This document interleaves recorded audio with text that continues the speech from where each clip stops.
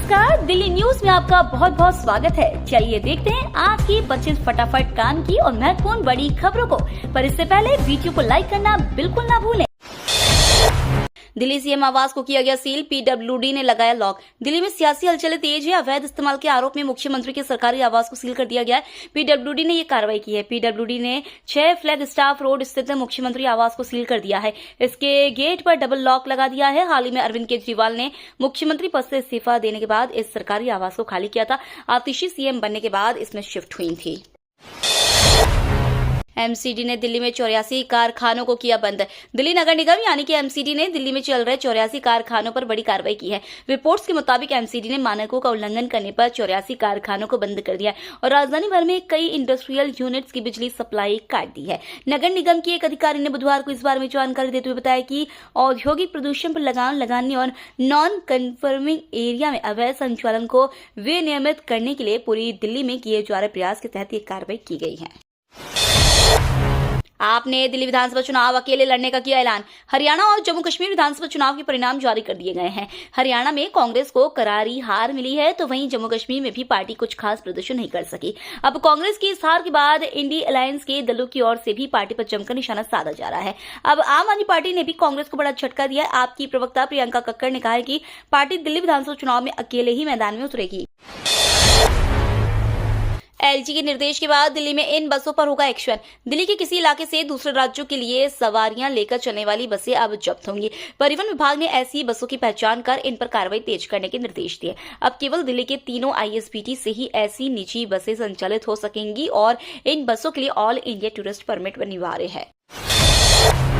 Sewer साफ करने उतरे एक कर 3 मजदूरों की गई जान। दक्षिणी दिल्ली के Sarojini Nagar NBCC construction site पर हादसे में 3 मजदूरों की मौत हो गई। तीनों मजदूर सीवर लाइन साफ करने के लिए उतरे थे। सबसे पहले एक मजदूर की मौत हुई, इसके बाद एक के बाद एक 2 मजदूरों की मौत हुई। बताया जा रहा है कि जहरीली गैस के चलते कई मजदूरों की जान गई। लंदन से दिल्ली आ रहे विमान में बम की सूचना से हड़कंप।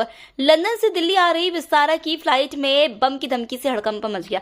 विमान में लगभग 290 यात्री सवार थे। फ्लाइट में बम होने की जानकारी एक कागज पर लिखी गई थी जो शौचालय में मिला था। हालांकि विमान में बम नहीं मिला। फ्लाइट को दिल्ली के इंदिरा गांधी अंतर्राष्ट्रीय एयरपोर्ट पर सुरक्षित उतारा गया। कंबोडिया में नौकरी दिलाने के नाम पर ठगी, गृह मंत्रालय ने जारी किया अलर्ट। कंबोडिया में नौकरी के नाम पर जांच देकर ठगी का मामला सामने आया है। सितंबर तक देश के 77 लोगों को साइबर ठगों ने अपना शिकार बनाते हुए कंबोडिया भेज दिया। इसमें 20 लोग झारखंड के हैं। इस मामले में भारतीय दूतावास को विशेष सुराग मिलने के बाद सितंबर में 67 लोगों को बचाया गया। एक साल में साइबर अपराधियों ने 770 लोगों को शिकार बनाया, जिन्हें कंबोडिया स्थित नोम पेन्ह स्थित भारतीय दूतावास ने वापस भारत भेजा है। इस मामले को गंभीरता से लेते हुए केंद्रीय गृह मंत्रालय ने अलर्ट जारी किया है। मोदी सरकार ने लिया बड़ा फैसला, गरीबों को 2028 तक मिलता रहेगा मुफ्त अनाज। देश की गरीब जनता को अगले 4 साल तक मुफ्त अनाज मिलता रहेगा। पीएम नरेंद्र मोदी की अगुवाई में केंद्रीय कैबिनेट ने बुधवार को मुफ्त अनाज वितरण को 4 साल तक बढ़ाने की मंजूरी दे दी। केंद्रीय मंत्री अश्विनी वैष्णव ने एक प्रेस कॉन्फ्रेंस में बताया कि सरकार अब 2028 तक गरीबों को मुफ्त अनाज देगी। केंद्रीय मंत्रिमंडल ने इसके अलावा कई अन्य योजनाओं पर भी मुहर लगाई है। त्योहारों में अब घर जाना आसान, रेलवे ने चलाई करीब 3000 ट्रेनें। त्योहार के दिनों में भीड़ को संभालने के लिए उत्तर रेलवे विशेष ट्रेनें चलाने की घोषणा कर रहा है। अन्य क्षेत्रीय रेलवे के सहयोग से इस बार पिछले वर्षों की तुलना में अधिक विशेष ट्रेनें चलाने का निर्णय लिया है। पिछले वर्ष 1 अक्टूबर से 30 नवंबर तक उत्तर रेलवे द्वारा कुल 1082 विशेष ट्रेन चलाई गई थी। इस बार 2944 त्योहार विशेष ट्रेनों का संचालन किया जा रहा है। यह पिछले वर्ष की तुलना में 1862 अधिक है। दिल्ली हाईकोर्ट की 2 टोक मतगणना चाहते हैं तो साफ करें गंदगी। दिल्ली विश्वविद्यालय छात्र संघ चुनाव के दौरान सरकारी संपत्तियों को नुकसान पहुंचाने के मामले पर दिल्ली हाईकोर्ट ने बुधवार को 2 टोक कहा कि अगर उम्मीदवार चाहते हैं कि दिल्ली विश्वविद्यालय छात्र संघ चुनाव की मतगणना की जाए तो उनके द्वारा कैंपस में की गई गंदगी को साफ करें। फिलहाल डूसू चुनाव की मतगणना कराने की मांग को ठुकराते हुए मुख्य न्यायाधीश मनमोहन व न्यायमूर्ति तुषार राव गेडेला की पीठ ने कहा है कि हम चुनाव को नहीं रोकना चाहते, लेकिन गंदगी को साफ कराना होगा। भारत ने गरीबी कम करके दिखाई है, यूएन अधिकारी ने जमकर की तारीफ। भारत ने गरीबी कम करने, विद्युतीकरण को विस्तार देने और स्वच्छ जल एवं स्वच्छता तक पहुंच में महत्वपूर्ण प्रगति की है। यह जानकारी संयुक्त राष्ट्र जनसंख्या कोष की कार्यकारी निदेशक नतालिया केनम ने दी। अपनी 3 दिवसीय भारत यात्रा के दौरान केनम ने कहा, जब मैं पीछे मुड़कर देखती हूँ तो पाती हूँ कि गरीबी में महत्वपूर्ण कमी आई है। विद्युतीकरण में हुई प्रगति और सभी के लिए स्वच्छ जल व स्वच्छता की आकांक्षाओं को देखना आश्चर्यजनक है। बॉयकॉट मालदीव ट्रेंड से परेशान मोहम्मद मोइजू ने दिल्ली के लोगों से की अपील। मालदीव के राष्ट्रपति मोहम्मद मोइजू ने कहा कि भारत मालदीव के लिए सबसे बड़े पर्यटन स्रोत बाजारों में से एक है। उन्होंने उम्मीद जताई है कि अधिक संख्या में भारतीय पर्यटक मालदीव की यात्रा करेंगे। प्रधानमंत्री नरेंद्र मोदी के साथ व्यापक बातचीत के बाद प्रेस वार्ता में मोइजू ने कहा कि भारत और मालदीव के संबंध में सदियों पुराने हैं, जो हमारे इतिहासों में स्पष्ट है। फिल्मी कलाकारों के साथ टेक्नोलॉजी से सजी मेगा रामलीला। दिल्ली जानती है कि मुंबई के एक्टर से सजी रामलीला देखनी है तो लाल किले जाना होगा। लव कुश रामलीला कमेटी के करोड़ों के बजट वाले आयोजन में असरानी मनोज तिवारी जैसे कलाकार रोल निभाते रहे हैं। नई जनरेशन को रामलीला से जोड़ने के लिए फिल्मी कलाकारों का इस्तेमाल कामयाब रहा है, लेकिन इस बार खास बात यह है कि रामलीला में तकनीक को धार दी गई है। इसे तकनीक तौर पर फिल्म प्रोडक्शन के लेवल पर ले जाने की कोशिश की गई है। भोपाल में एमडी ड्रग्स बनाने वाली फैक्ट्री का भांडाफोड़, 1814 करोड़ का माल जब्त। मध्य प्रदेश की राजधानी भोपाल में गुजरात एटीएस और एनसीबी की टीम ने बड़ी कार्रवाई की है। प्रतिबंधित ड्रग एमडीएमए बनाने के कारखाने का भांडाफोड़ किया है। भोपाल के पास इंडस्ट्रियल एरिया बागरोदा पठार में गुजरात एटीएस, दिल्ली एटीएस और दिल्ली एनसीबी ने एक निजी फैक्ट्री पर छापा मारा। प्लॉट नंबर 63 कटारा हिल्स स्थित निजी फैक्ट्री में मारा गया छापा। सूत्रों के मुताबिक फैक्ट्री से 1814 करोड़ की एमडी और उसे बनाने वाला सामान बरामद किया है। हरियाणा चुनाव परिणाम से भाजपा उत्साहित का अब दिल्ली की बारी। दिल्ली विधानसभा चुनाव की तैयारी में जुटी भाजपा के लिए हरियाणा में मिली जीत संजीवनी से कम नहीं है। इसकी झलक भी दिख रही है। जहां कांग्रेस और आम आदमी पार्टी के नेताओं के चेहरे पर मायूसी छाई है, वहीं भाजपा के नेता उत्साहित है। उनका कहना है कि अब दिल्ली की बारी है। यहां भी कार्यकर्ता 2 गुने उत्साह के साथ विधानसभा चुनाव की तैयारी में जुटेंगे। मोइजू का हृदय परिवर्तन, चीनी कंपनी से चीन भारत को सौंपा बड़ा प्रोजेक्ट। भारत यात्रा पर आए मालदीव के राष्ट्रपति मोहम्मद मोइजू ने एक बड़ा फैसला किया है। उन्होंने मालदीव में चीनी कंपनी से लामू गाधू ट्रांसशिपमेंट पोर्ट प्रोजेक्ट छीनकर उसे भारत को सौंपा है। इस प्रोजेक्ट को पहले एक चीनी कंपनी को पूरा करना था, लेकिन उसने कोई भी जमीनी काम को अंजाम नहीं दिया था। लामू गाधू ट्रांसशिपमेंट पोर्ट प्रोजेक्ट को भारत के लिए रणनीतिक रूप से अहम माना जा रहा है। केमिस्ट्री में नोबेल पुरस्कार का ऐलान, उन्हें मिला अवार्ड। 2024 के रसायन विज्ञान क्षेत्र में नोबेल पुरस्कार विजेताओं का ऐलान कर दिया गया है।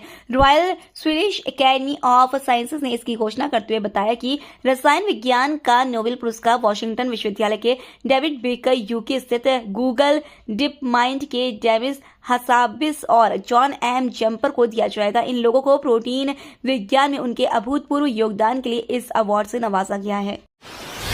देश में स्थापित होंगे 10 नए ईएसआईसी मेडिकल कॉलेज, केंद्र सरकार ने किया ऐलान। देश में जल्दी 10 नए ईएसआईसी मेडिकल कॉलेज स्थापित होने जा रहे हैं। इसकी संस्तुति जारी हो चुकी है एवं आधिकारिक घोषणा हाल ही में भारत सरकार द्वारा की गई है।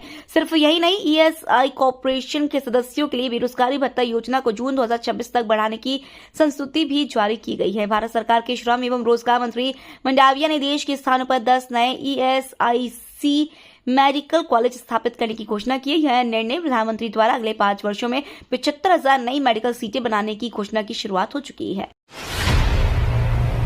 13 अक्टूबर तक देश में होती रहेगी बारिश। बिहार, झारखंड सहित देश के कई भागों में बारिश अपना रंग दिखा रही है। स्काईमेट वेदर की एक रिपोर्ट के अनुसार लक्षद्वीप सहित आसपास के क्षेत्रों पर चक्रवाती परिसंचरण बना हुआ है। बंगाल की दक्षिण पश्चिम खाड़ी से तमिलनाडु, दक्षिण केरल तक एक टर्फ रेखा औसत समुद्र तल से 1.5 किलोमीटर ऊपर तक फैली हुई है। यह 13 अक्टूबर तक जारी रह सकता है। केंद्र सरकार का बड़ा फैसला, टीबी मरीजों की पोषण राशि हुई 2 गुनी, अब हर माह मिलेंगे 1,000 रुपए। केंद्र सरकार ने टीबी मरीजों को पोषण युक्त भोजन के लिए दी जाने वाली निश्चय पोषण योजना की राशि में वृद्धि कर दी है। वृद्धि के बाद टीबी मरीजों को निश्चय योजना के तहत 1,000 रुपए हर महीने मिलेंगे। पूर्व में इस मद में 500 रुपए ही मिलते थे। राष्ट्रीय स्वास्थ्य मिशन के अपर सचिव व मिशन निदेशक आराधना पटनायक ने इस संबंध में आदेश जारी कर दिया। आदेश के मुताबिक वृद्धि का लाभ मरीजों को नवंबर महीने से मिलेगा।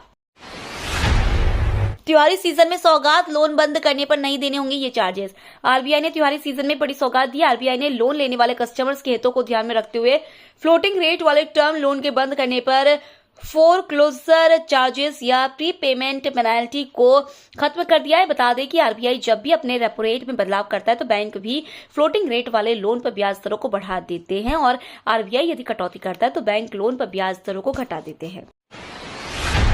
कैबिनेट बैठक में सरकारी कर्मियों के हाथ लगी मायूसी, नहीं मिली महंगाई भत्ते की सौगात। केंद्रीय कर्मचारियों को उम्मीद थी कि बुधवार को सरकार महंगाई भत्ता जारी करने की घोषणा कर सकती है। केंद्रीय मंत्री अश्विनी वैष्णव ने कैबिनेट की बैठक के बाद प्रेस ब्रीफिंग की। उसमें महंगाई भत्ते का कहीं कोई जिक्र नहीं था। दशहरा भी इसी सप्ताह है। सूत्रों का कहना है कि अभी तक केंद्रीय कैबिनेट के समक्ष डीए डीआर की दरों में बढ़ोतरी करने से जुड़ी फाइल नहीं पहुंची है। अब दिवाली से पहले महंगाई भत्ते, महंगाई राहत की दरों में 4% की वृद्धि करने की घोषणा हो सकती है। वर्तमान में 50% दर के हिसाब से डीए डीआर मिल रहा है। मोदी आज लाओस की यात्रा पर होंगे रवाना। प्रधानमंत्री नरेंद्र मोदी आज लाओस के लिए रवाना होंगे। पीएम आज और 11 कल लाओस की यात्रा पर रहेंगे। ये यात्रा लाओ पीपल्स डेमोक्रेटिक रिपब्लिक के प्रधानमंत्री सोनेक्से सिम्फाडोन के खास निमंत्रण पर हो रही है। विदेश मंत्रालय ने और भी जानकारी देते हुए बताया कि पीएम मोदी वहां की राजधानी वियतनाम में रहेंगे। इस दौरान पीएम 21वें आसियान भारत शिखर सम्मेलन और 19वें पूर्वी एशिया शिखर सम्मेलन में भी भाग लेंगे। रतन टाटा की तबीयत खराब, मुंबई के अस्पताल में है भर्ती। टाटा सन्स के मानद चेयरमैन रतन टाटा की हालत गंभीर है और उन्हें मुंबई के एक अस्पताल में भर्ती कराया गया है।